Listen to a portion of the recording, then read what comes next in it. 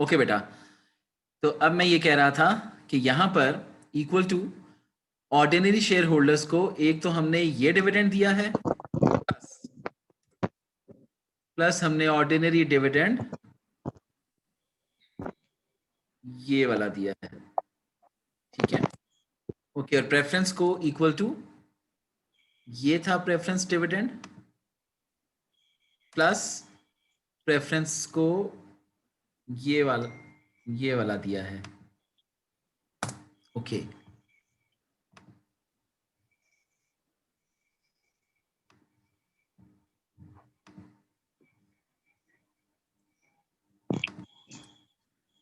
अच्छा बेटा, फिर आगे इसी तरह यहां पर अगले साल आखिरी साल में इक्वल टू एक ये वाला ऑर्डिनरी डिविडेंड क्या है, प्लस ऑर्डिनरी डिविडेंड एक ये वाला है, और प्रेफरेंस डिविडेंड इक्वल टू एक ये वाला है,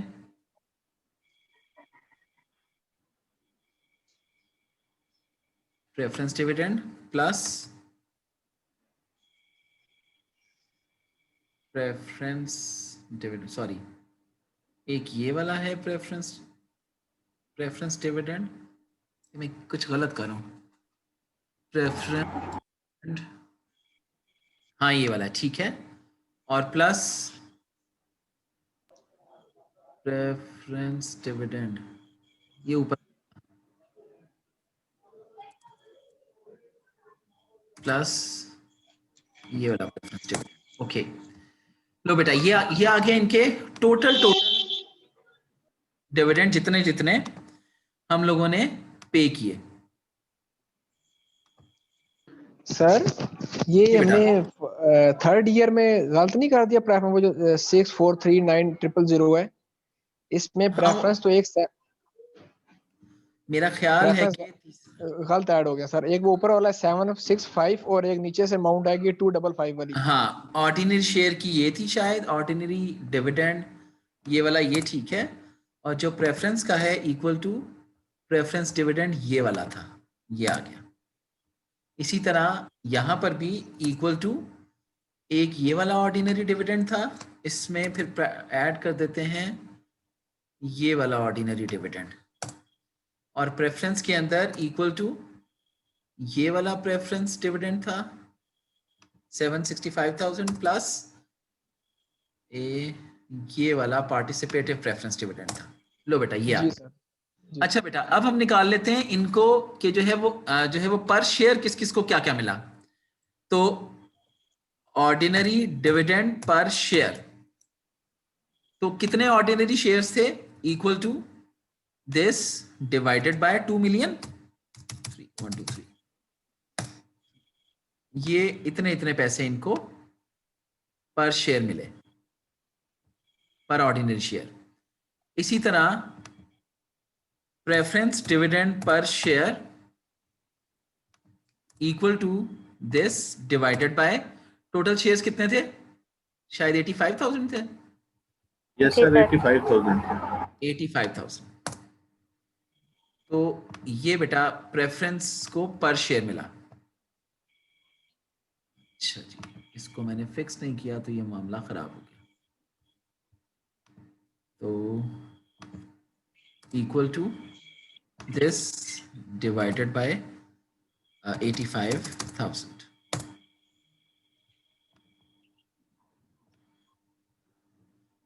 ले बेटा, अब यहां से हम लोग देख लेते हैं कि मिस्टर ए को इनमें से कितना कितना मिलेगा। Insert and insert share of Mr. A in ordinary dividend। Mr A के कितने शेयर्स इसने खरीदे थे, equal to this 4.335 multiplied by ordinary shares हमने सबसे ऊपर ले लिए थे, ये थे शायद ऑर्डिनरी शेयर, और इसको यहां पर फिक्स कर लेते हैं। सर ये प्रेफरेंस है, नहीं 75% अच्छा हाँ, प्रेफरेंस है। ये नीचे है, बिल्कुल ठीक है, ये आ गए।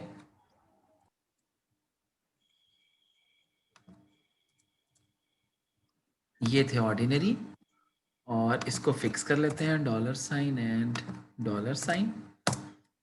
ओके बेटा, तो ये इतना इसको शेयर मिला ऑर्डिनरी में से, और फिर ले share mister A in preference dividend, तो equal to this 27 multiplied by, ये थे प्रेफरेंस शेयर्स, इसको $साइन एंड $साइन। ओके, तो ये बेटा इनको इसको मिलेगा अगर ये कंपनी ए में इन्वेस्ट करता है। तो टोटल अगर इसका कर लें, total would be equal to this plus this. तो इसको तीसरे, चौथे और छठे साल में इतनी इतनी अमाउंट एक्सपेक्टेड है अगर ये ABC एंड कंपनी के अंदर इन्वेस्ट करता है जो इसने पैसा इनहेरिट किया है। इसी तरीके से हम बाकी दो कंपनीज हैं उनकी भी डिटेल्स क्रिएट करेंगे, डिटेल्स बनाकर, और फिर उसके बाद कंपेयर करेंगे कि कौन सी कंपनी में इन्वेस्ट करने के बाद उसको ज्यादा कैश फ्लो मिल रहा है। देन विल सजेस्ट हिम के इस कंपनी के अंदर ही शुड इन्वेस्ट। ठीक है जी? जी बेटा, अब सवाल पूछिए, किसी का कोई सवाल था तो। सर, जब हम participative dividend preference share holders को 3% दे रहे हैं, जी बेटा, रिमेनिंग जो पार्ट रह जाता है वो सारा का सारा हम ऑर्डिनरी शेयर होल्डर को एज अ डिविडेंड दे रहे हैं, तो क्या बिल्कुल हम ऐसे ही ऐसा है। कर सकते हैं कि 3% जो है उसमें से ऑर्डिनरी शेयर होल्डर्स को भी 3% दिया जाए और बाकी रिटेन अर्निंग का पार्ट किया जाए? नहीं नहीं नहीं, ऐसा नहीं है बेटा। ये वाला क्वेश्चन तो अराइज ही उस वक्त होता है जब आपके पास पैसा बचा हुआ हो, आप रिटेन अर्निंग में रखना चाह रहे हैं, शेयर होल्डर कहते हैं नहीं हमें पैसे दो, क्योंकि आपके पास ऑफ कोर्स कोई इन्वेस्टमेंट अपॉर्चुनिटी नहीं है। अगर तो रिटेन अर्निंग वाली अपॉर्चुनिटी मौजूद है तो आप डिविडेंड अनाउंस ही नहीं करेंगे। जब आपने डिविडेंड अनाउंस करना है तो वहां पे फिर ये आप सोचते हैं कि अब आपको प्रेफरेंस शेयर होल्डर को देना है या नहीं देना, तो बाकी तो जो बचेगा वो सारा का सारा देना पड़ेगा ऑर्डिनरी को। ठीक है? ठीक है। जी बेटा, और कोई सवाल बताइए। अब मुझे बताइए, जितने लोगों ने किया है उनमें से कितने लोगों ने कुछ ठीक किया था ये? अब रेज योर हैंड्स।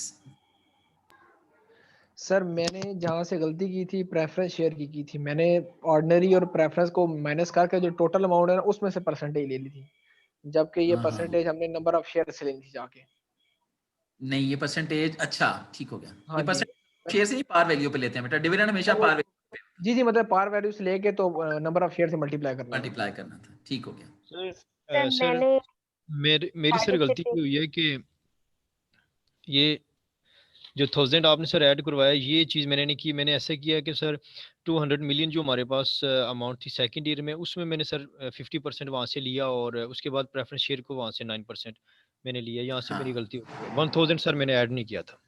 नॉर्मली बच्चे यही गलती करते हैं कि वो डायरेक्ट प्रॉफिट को डिस्ट्रीब्यूट करना शुरू कर देते हैं। प्रॉफिट डिस्ट्रीब्यूट नहीं होता, नहीं सर, डिविडेंड आपकी पार वैल्यू पे डिस्ट्रीब्यूट होता है बेटा। तो फिर सारा क्वेश्चन फिर ये दोबारा करना पड़ेगा, तो ठीक हो ठीक है, गया कोई सर। इशू नहीं बेटा। आप लोगों ने जैसे असाइनमेंट की है, आपको पता है मेरे पास जब आप गलत असाइनमेंट करेंगे तो शायद उसके ज्यादा नंबर होंगे। उसकी रीजन ये होगी कि आप लोगों ने खुद की है। सही असाइनमेंट करेंगे तो शायद कोई इतने अच्छे नंबर ना आए। अच्छा, ठीक हो इसलिए गया। बिल्कुल ये इरफान रिकॉर्डिंग कर रहा है, इसलिए मैं बिल्कुल इस रिकॉर्डिंग को बाद में आप रेफरेंस भी बेशक बना लीजिएगा। जैसा होता है ठीक हो गया सर। जिस तरीके से किया बस उसको उसको सबमिट करें। ठीक है? सर अभी जो की हुई है वही भेज दें या करेक्ट करके भेजें? नहीं नहीं बेटा, जो की हुई है आपने बस वही भेजें। Right sir. ठीक है? अभी अब बाकी दो कंपनीज की तो मुझे उम्मीद है कि आप हो जाएगा। ठीक है? यस सर, हो जाएगा। चलें, गुड हो गया। ये सब लोगों से ही हो जाएगा या अभी भी कोई इशू है किसी का? इंशाअल्लाह सर कर लेंगे। सर इशू नहीं है, एक सवाल पूछ लूं? हाँ बेटा, प्लीज पूछो। सर देखें, जैसे हमने मतलब हमने इसमें भी किया तो दोनों में तो प्रेफरेंस शेयर्स को तो कम्युलेटिव होके भी मिल गया है, लेकिन ऑर्डिनरी शेयर को नहीं मिला। फिर उनको तीसरे साल में मिला, चौथे में मिला, और ऑर्डिनरी शेयर को एक साल में जाके मतलब जब हमने प्रेफरेंस को दिया तो उसमें से भी उसको बल्कि कम मिला ऑर्डिनरी शेयर को ना, उसका 1 में 10 में हो गया था, तो इतनी अमाउंट बची नहीं, उसको सेटलमेंट अमाउंट दी हमने जो बाकी बची है। तो ठीक ये है। ऑर्डिनरी शेयर श्योर नहीं श्योर नहीं करते कि हमें तो मोस्ट केसेस में हमें मिलता ही नहीं है। इस हमें ये केस आया थर्ड। इसी का तो बेटा जवाब दिया था उस दिन भी कि जाहिर है दो सिचुएशंस में प्रेफरेंस शेयर इशू होता है, लेकिन अगर उसके बावजूद भी आप देखें जिन सालों में उसको प्रॉफिट हो रहा है ना, वो प्रॉफिट अगर आप मैक्सिमम देखें तो ऑर्डिनरी के पास जा रहा है। तो यही वजह है कि जाहिर है रियल ओनर है ना, मतलब अल्टीमेट फायदा आपका ऑर्डिनरी शेयर होल्डरशिप में ही होता है, क्योंकि वहां पे आप लोग रियल रिस्क और रियल रिटर्न अज्यूम कर रहे होते हैं। बाकी सिचुएशंस में तो रियल रिटर्न का सोच भी नहीं सकते। ठीक है, ठीक है जी। जी सर। चलें, मेरा ख्याल है कि अब काफी लोग आ गए हैं, और अभी आप बता दीजिए किसी और का कोई सवाल है तो वेरी गुड, नहीं तो आज की बात शुरू करें। सर मुझे पूछना था कि हम पीडीएफ फाइल में हैंड रिटन करके भेज सकते हैं सर? पीडीएफ फाइल में क्या करके? हैंड रिटन करके सर पीडीएफ फाइल में भेज सकते हैं आप? जी बेटा जरूर, जैसे आपका दिल करे असाइनमेंट भेजें। Thank you sir. बस भेजें जरूर, मुझे ना भेजिएगा, दानियाल को भेजिएगा, मैं दानियाल के साथ कोऑर्डिनेट कर लूंगा।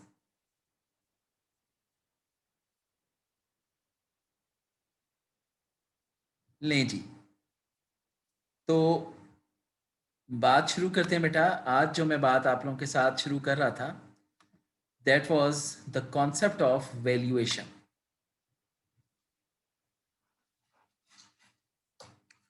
ये वैल्यूएशन होता क्या है? There are multiple concepts of this value, या मल्टीपल टर्मिनोलॉजीज हम लोग यूज कर रहे होते हैं वैल्यूएशन की, जैसे market value, par value, book value, replacement value, breakup value, intrinsic value और fair value, and liquidation value and going concern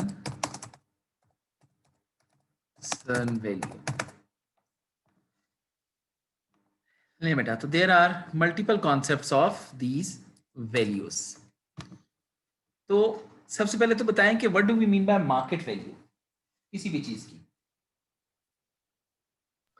sir market value में जो चीज सेल और बाय हो रही हो। बिल्कुल ठीक है, मार्केट में जितने की कोई चीज बाइंग और सेलिंग जिस प्राइस के ऊपर हो रही है, that is market value. Par value क्या होती है? प्रिंटेड सर जो की ओरिजिनल होती है। फेस वैल्यू की जो फेस वैल्यू, ओरिजिनल नहीं, फेस वैल्यू। जैसे 100 रुपए के नोट के ऊपर 100 रुपया लिखा हुआ है ना, that is actually face value. और जरूरी नहीं है कि 100 रुपए की वर्थ भी 100 रुपया ही है। ज़ाहिर है 100 रुपए की वर्थ इस वक्त तो जो है वो ऑलमोस्ट हाफ $1 के जो है वो इक्वल है, लेकिन उसके ऊपर चूंकि 100 रुपया लिखा हुआ है तो that is its face value, या जो है वो par value. In other word, इसको ज्यादा अच्छे तरीके से हम इस तरह एक्सप्लेन करते हैं कि ये वो अमाउंट होती है जो कंपनी एक्नॉलेज कर रही होती है। कंपनी जो आपको रिसीट इशू करती है ना, जिसको हम शेयर बोलते हैं, या जो आपका ये डिबेंचर होता है, कंपनी कभी भी मार्केट प्राइस की रिसीट इशू नहीं करती। कंपनी हमेशा पार वैल्यू की इशू करती है, क्योंकि कंपनी ओन सिर्फ पार वैल्यू कर रही है। ठीक है। अच्छा, बुक वैल्यू क्या होती है बेटा? सर जो बाकी रह जाती है डेप्रिसिएट होने के बाद। एग्जैक्टली सिर्फ मतलब जो है वो डेप्रिसिएशन होना जरूरी नहीं है। Net worth is also your book value, assets minus your. Replacement value क्या होती है बेटा?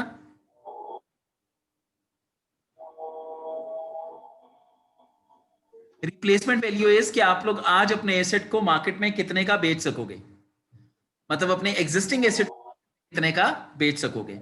और ये नॉर्मली जो आपकी रिप्लेसमेंट वैल्यू होती है, इसको हम लोग sale minus cost of sale करके रिप्लेसमेंट वैल्यू निकालते होते हैं। ब्रेकअप वैल्यू क्या होती है? सर ब्रेकअप वैल्यू जिस तरह आपकी कोई मतलब आप बाइंग एंड सेलिंग में लगाते हैं, तो जो सेंटर में एक अमाउंट फिक्स होती है जिसपे आपका ट्रेड करते हैं। अरे नहीं यार, वो तो आप तो आस्क और बिड के ऊपर, ऐसी नहीं है। ब्रेकअप वैल्यू सर जिस पे कंपनी ब्रेक इवन पे पहुंच जाती है, ये पहले मुझे बताएं ब्रेक इवन वाली बात किसने की थी? वैल्यू नहीं, पहले मुझे बताएं ये ब्रेक इवन वाली बात किसने की थी? सर इरफान सर मैंने की थी सर। माशाल्लाह इरफान, छा गए हो तुम तो। चलें, अच्छा बेटा, चले मैं अर्ज करता हूँ। सर अगर- नो प्रॉफिट नो लॉस वाली होगी ब्रेक नहीं बेटा, ब्रेकअप ऐसा नहीं है, अल्तमश ये नहीं है। ठीक है, ठीक है। ब्रेकअप वैल्यू होती है बेटा, फर्ज करें कि मैं आपकी रिफा यूनिवर्सिटी की वैल्यू लगाना चाहता हूँ और रिफा यूनिवर्सिटी में देयर आर मल्टीपल फैकल्टीज। मैं कहता हूँ कि फैकल्टी ऑफ मैनेजमेंट साइंसेज की एक डिफरेंट वैल्यू है, फैकल्टी ऑफ इंजीनियरिंग की डिफरेंट वैल्यू है, किसी और फैकल्टी की डिफरेंट वैल्यू है। मैं हर एक यूनिट की सेपरेट वैल्यू कैलकुलेट करता हूँ और फिर सेपरेट वैल्यू कैलकुलेट करके फिर उनको जो है कंबाइन कर लेता हूँ। That value would be known as breakup value. कि आप हर एक यूनिट को इंडिपेंडेंट यूनिट कंसिडर करके उसको पहले मेन से ब्रेक करें, उसकी वैल्यू निकालें और फिर उनको एक्यूमुलेट कर लें। That would be known as your breakup value. अच्छा जी, फिर आ जाती है लिक्विडेशन वैल्यू। लिक्विडेशन वैल्यू क्या होती है?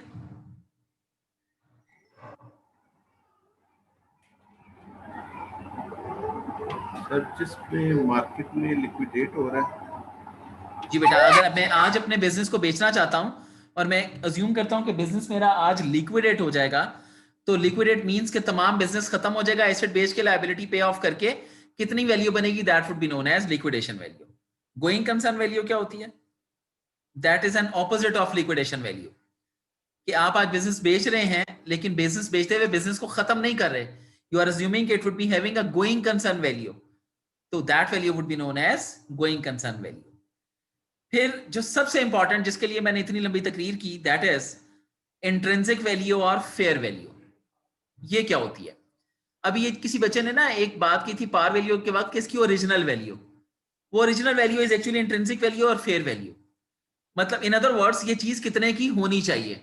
नॉर्मली मैं इस चीज को ऐसे एक्सप्लेन कर रहा होता हूँ। फर्ज करें बेटा, आप मार्केट में जाते हो और आपको जो है वो पॉकेट का इशू नहीं है और आप किसी चीज की बार्गेनिंग करते हो। लेट्स सपोज मैं शर्ट परचेज करने गया हूं और मैं शर्ट देखता हूं उसकी लिस्ट प्राइस कोई 5,000 लिखी हुई है। अगर मुझे पॉकेट का इशू नहीं है और मैं फिर भी उसके साथ बार्गेन करता हूं, तो मेरी बार्गेनिंग किस बेसिस के ऊपर होगी? उस शर्ट की क्वालिटी की बेसिस के ऊपर। क्वालिटी को मैं कैसे डिटरमिन कर रहा हूँ? On the basis of usage of that particular shirt. अब यूजेज में दो चीजें होंगी, एक मैंने कौन से इवेंट के ऊपर पहननी है और मैं कितना अरसा पहनना चाहता हूं। अब ये दोनों चीजें मिलकर उसकी जो है वो वर्थ बना रही होंगी। अब इसी तरीके से अगर हमें किसी चीज की एग्जैक्ट वैल्यू फाइंड करना होती है तो हम उससे कितना बेनिफिट अटेन कर सकते हैं, that is actually known as, उसी बेनिफिट को जब हम मटेरियलाइज कर लेते हैं तो वो आपकी फेयर वैल्यू या इंट्रिंसिक वैल्यू कहलाती है। इसी चीज को अगर आप लोग मार्केटेबल सिक्योरिटीज के ऊपर अप्लाई कर लें, तो चूंकि मार्केटेबल सिक्योरिटी से आप लोग बेनिफिट क्या ले रहे होते हैं? आप लोग कैश फ्लो का बेनिफिट ले रहे होते हैं।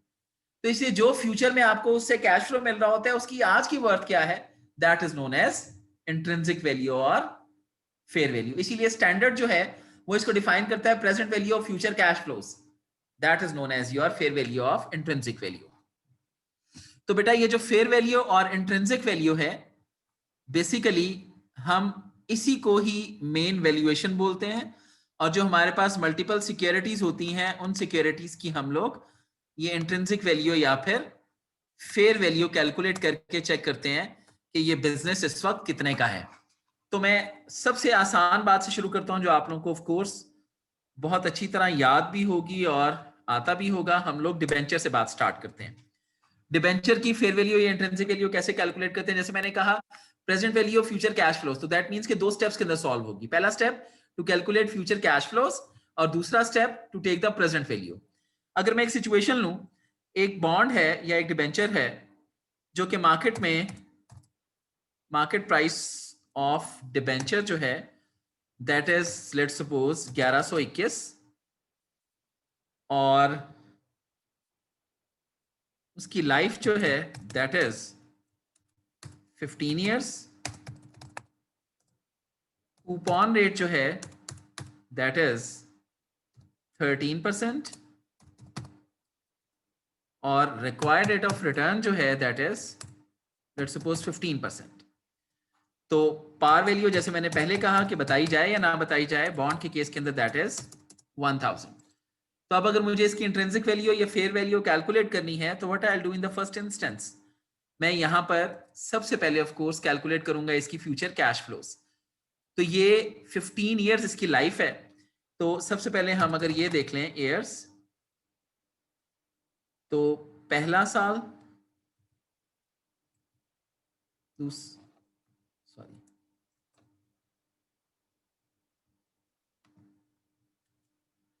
दूसरा साल, तीसरा, चौथा, पांचवा, छठा, सातवां, आठवां, नौवां, 10वां, एंड अगर मैं इनको यहां से 100 ऑन कर दूं और ये 15 इयर्स तक जाएगा, 15 इयर्स, तो हर साल में इसको कैश फ्लो क्या मिलेगा?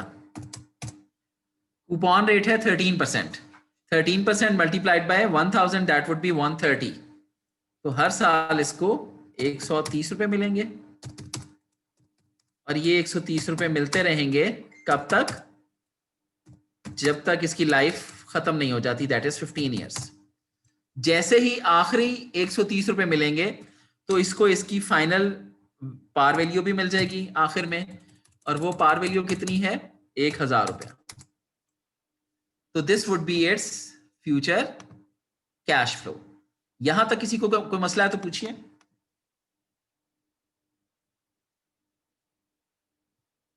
एवरीवन क्लियर है सर? चले, तो नाउ आपने कैश फ्लो कैलकुलेट कर ली। Now the next step is to calculate its present value. तो प्रेजेंट वैल्यू के लिए अगर आप लोग कैश फ्लोज देखें तो दो तरह की हैं। पहली कैश फ्लो क्या है? आपकी एन्युटी है, और दूसरी आपकी सिंगल अमाउंट है। एन्युटी के कैरेक्टरिस्टिक्स क्या होते हैं? सर ये सर इक्वल सीरीज होती हैं और जो टाइम पीरियड सीरीज होता है ऑफ वो इक्वल पेमेंट्स होते हैं। इक्वल पेमेंट होती है सर। जी बेटा, 3 कैरेक्टरिस्टिक्स होते हैं एन्युटी के। पहला इक्वल अमाउंट, इक्वल इंटरवल और लिमिटेड लाइफ। तो ये अगर आप 130 रुपए देखें तो इसकी लाइफ 15 साल हमें पता है, इक्वल अमाउंट 130 रुपए है और इक्वल इंटरवल है जो कि कितना है? 1 साल का है। 1 साल का सर। एक अब साल अगर इसकी हम लोग प्रेजेंट वैल्यू कैलकुलेट करना चाहें तो मैं इसकी कैलकुलेट कर सकता हूं by the use of formula of annuity. और एन्युटी का सर 1 R multiplied by 1 minus 1 plus I raise to power minus n n, yes sir, minus n divided by i। I। तो this is the formula of your annuity. अब ये तो annuity हो गई। अगला है आपका सिंगल अमाउंट। उसकी भी प्रेजेंट वैल्यू अगर लेके दोनों को ऐड कर लें तो that is actually future value divided by 1 plus I raise to power n, that is this. तो इसको अगर मैं यहां पे अप्लाई करूं, आपका R क्या है? 130 रुपए multiplied by 1 minus 1 plus I क्या है? Required rate of return is 15%, raise to power minus 15 divided by 0.15 minus 15, और ये देन दूसरी कैश फ्लो क्या है? Plus 1000 divided by 1 plus 0.15 raise to power 15। जी बेटा कराइए कैलकुलेट, क्या है एन्युटी की प्रेजेंट वैल्यू क्या आती है?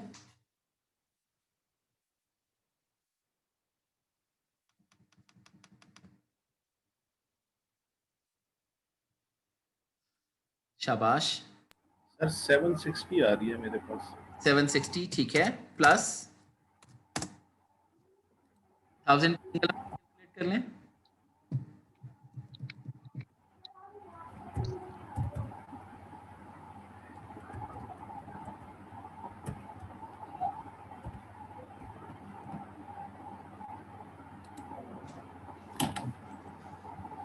इसकी सर आ रही है 8137। दोबारा से कैलकुलेट करो। जी सर।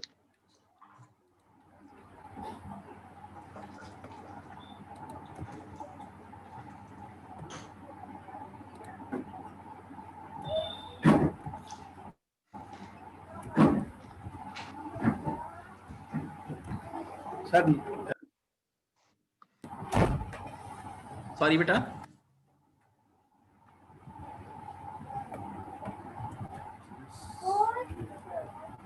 सर 122 आ रही है 122 आ रही है सर, 122 सर, अगर आप करें दोनों तो को add 123 का 123 कर लें सर।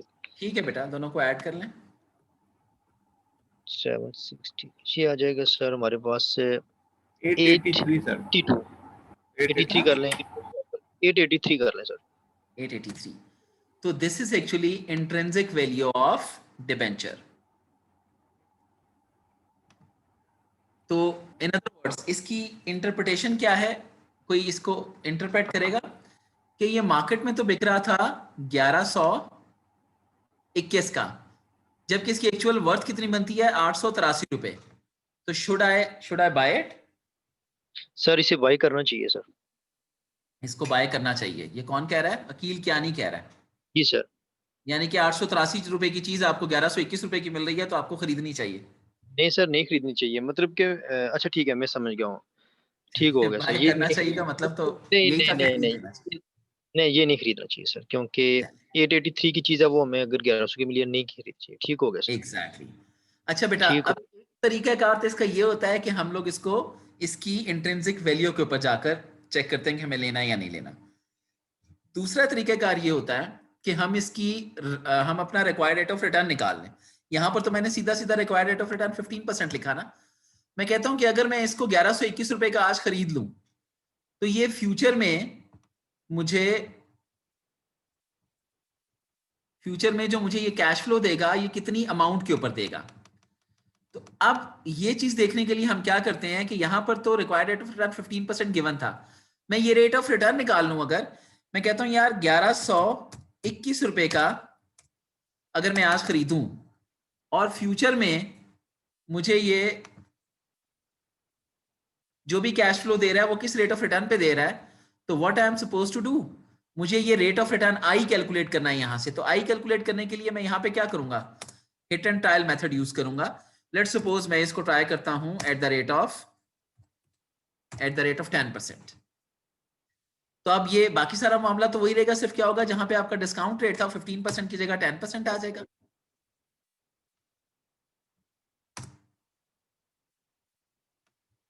तो दिस जी बेटा, अब देखिए कि 10% के ऊपर क्या आती है एन्युटी।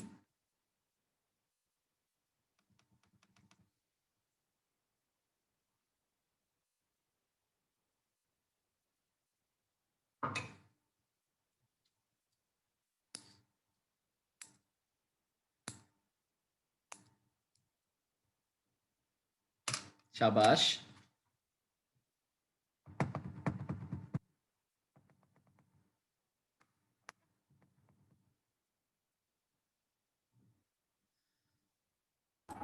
सर 988 आ रही है मेरे पास। 988 ठीक है। अब सेकंड वाले की चेक करें।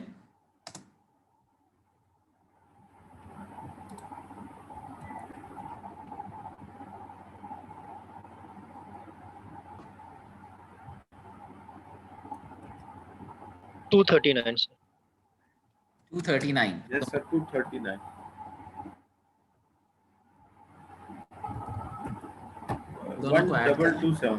1227 sir.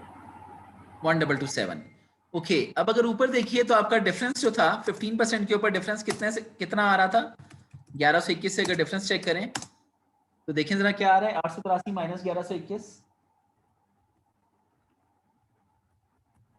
Sir 238 238 sir. 238 yes sir. अब अगर देखिए तो डिफरेंस कितना आ रहा है,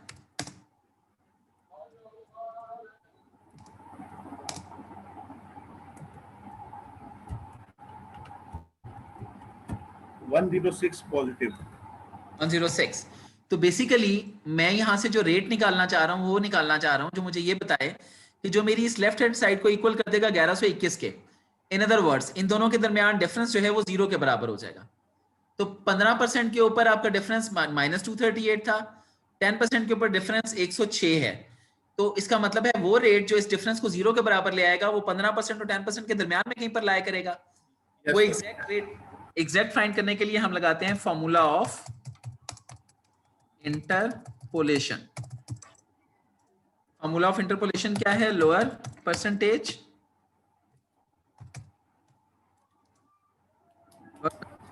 multiplied by value of difference at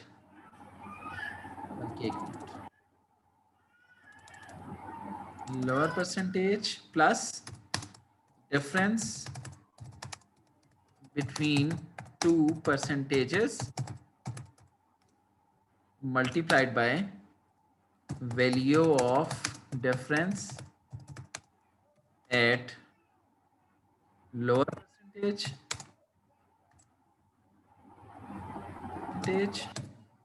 divided by value of difference at lower percentage minus value of difference at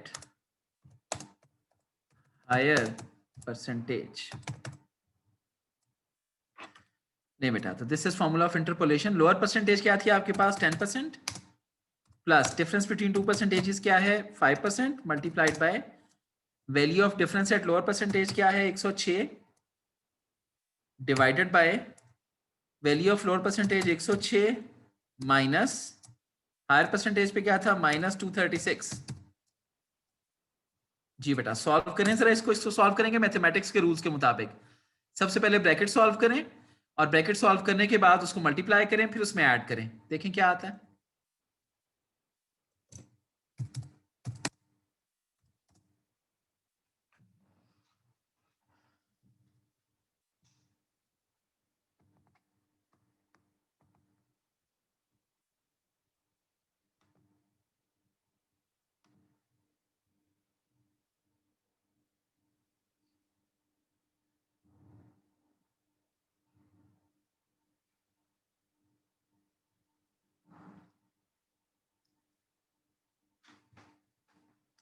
इतनी लंबी कैलकुलेशन तो नहीं है बेटा, किधर सो गए हैं?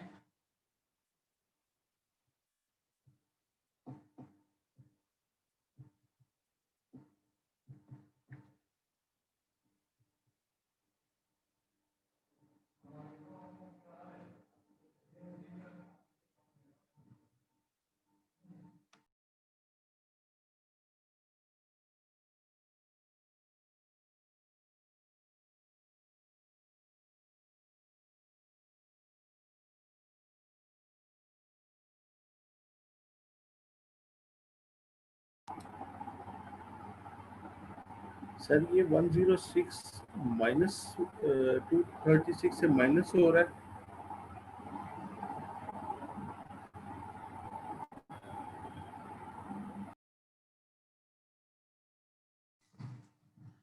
नहीं बेटा, ये आप देखें ना, 106 को माइनस माइनस प्लस हो जाएगा ना, इसमें 236 ऐड करें 106 से, फिर उसको डिवाइड करें और 0.05 से मल्टीप्लाई कर दें। डायरेक्ट सीरीज में एक है, फिर हुआ था कोर्स उधर भेजा तो उन्होंने ठीक समय पे फिल करके भेजे, फिर अप्रूवल नहीं किया एग्जाम वाले। बेटा कितनी जो है वो डायरेक्ट स्टडीज कराओगे? 2 स्टूडेंट्स आ रहे हैं, एक ये और इमरान साहब के साइन भी नहीं हुए यहाँ। ठीक है जी बेटा, क्या आ रहा है?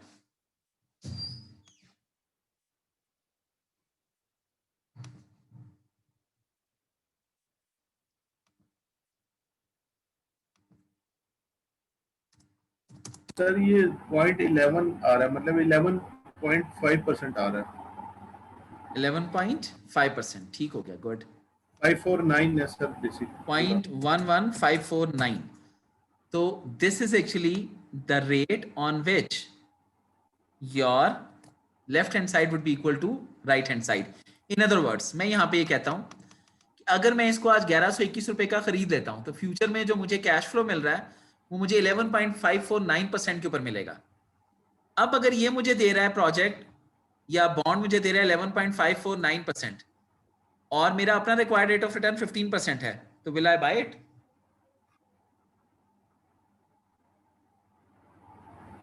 Course not. ऐसा ही है ना? जी सर, क्योंकि हमारा रिक्वायर्ड ऑफ रिटर्न ज्यादा है और ये जो हमें मिल रहा है वो कम मिल रहा है। वो कम मिल रहा है, तो हम लोग ऑफ कोर्स इसके अंदर इन्वेस्ट नहीं करेंगे। नहीं करेंगे। दूसरी जो सिचुएशन होती है, दूसरी सिचुएशन, ये तो थे आपके जो रेगुलर बॉन्ड्स होते हैं। एक इससे ज्यादा जो आपकी एक आसान सिचुएशन होती है, that is N other type of bond. अगर मैं यहीं से ही उस पे आ जाऊं, कंट्रोल V, अगर हम कहें perpetual bond, perpetual bond, perpetual bond के अंदर बाकी सब कुछ होता है सिवाय लाइफ के। Life is unlimited. तो यहां पर जब हम इसकी कैश फ्लो बनाएंगे तो वो 130, और चूंकि अनलिमिटेड है तो ये आगे भी डॉट डॉट ही रहेंगे और पता नहीं कब तक मिलते रहेंगे। तो अब ऐसी सिचुएशन में कैश फ्लो तो बना ली हमने, आगे आप प्रेजेंट वैल्यू ऑफ परपेचुटी जब निकालेंगे तो प्रेजेंट वैल्यू ऑफ परपेचुटी कैसे कैलकुलेट होती है?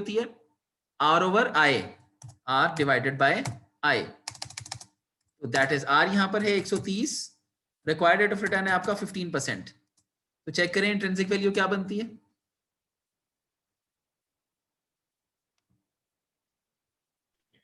Sir 866 sir, 866.67 good.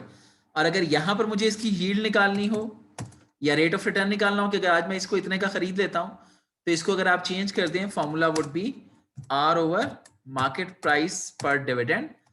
तो that would be 130 divided by 1121। Check करें क्या रेट ऑफ रिटर्न बनता है। सर 11.59। 11.59। तो यहां पर आपके पास बेटा रिक्वायर्ड रेट ऑफ रिटर्न, अगर ये परपेचुअल बॉन्ड होगा तो इसका rate of return would be इतना। This is also known as yield to maturity. Yield to maturity क्यों बोलते हैं इसको? क्योंकि अगर आप ये बॉन्ड खरीदते हैं और कहते हैं कि हम इसको आखिर तक अपने पास रखेंगे, और आखिर तक अपने पास रखते हुए हम जो कैश फ्लो लेंगे वो हमें किस रेट ऑफ रिटर्न के ऊपर मिलेगी, that is known as yield to maturity. यहां तक किसी का कोई सवाल है तो पूछिए।